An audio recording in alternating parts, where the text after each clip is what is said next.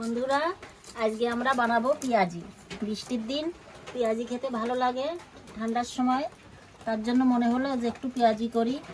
পেঁয়াজটা কাটা হয়ে গেছে, এবারেতে একটু লবণ মাখিয়ে ঢাকা দিয়ে রেখে দেবো 5 মিনিট মতো, যাতে পেঁয়াজগুলো নরম হয়ে যায়। এতে বেসনটা মাখালে খুব মিশে যাবে।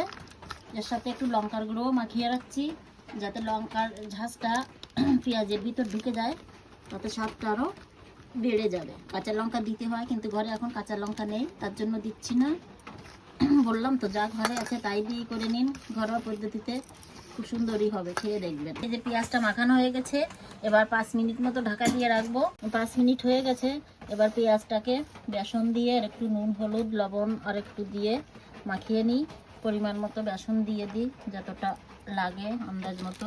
একটু হলুদ গুঁড়ো দিই, একটু লবণ দিই, দিয়ে সামান্য একটু জল দিয়ে মাখিয়ে নিচ্ছি। পরিমাণ মতো বেসন দেবেন, যাতে পেঁয়াজটা এরকম মাখো মাখো হয়। আর একটু লঙ্কার গুঁড়ো লাগবে, কাশ্মীরি লঙ্কার গুঁড়ো দেবেন আপনারা একটু, তাতে কালারটা সুন্দর হবে। এবার আমার কড়াইটা দেখি, কড়াইটা বসিয়ে দিয়েছি।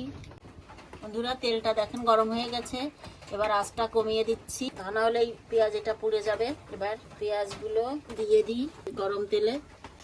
অল্প আছে পেঁয়াজিটা ভালো করে ভাজা হয়। আঁচটা যদি বাড়ানো থাকে তাহলে তো পেঁয়াজিটা পুড়েই যাবে। আঁচটা একদম কমিয়ে দেবেন।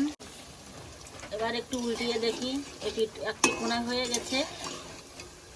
হ্যাঁ, এই তো লাল লাল হয়ে এসছে।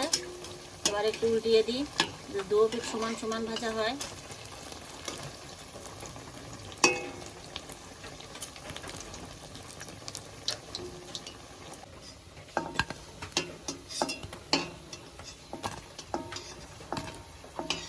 সুন্দর মচমচেও হয়েছে। যদি আপনাদের এই রেসিপিটা ভালো লাগে, আপনারা সবাই আমার পাশে থাকবেন। দেখা হচ্ছে পরের ভিডিওতে। যদি আপনাদের এই রেসিপিটা ভালো লাগে, তাহলে লাইক, কমেন্ট এবং শেয়ার করবেন। সবাই সুস্থ থাকবেন। দেখা হচ্ছে পরের ভিডিওতে।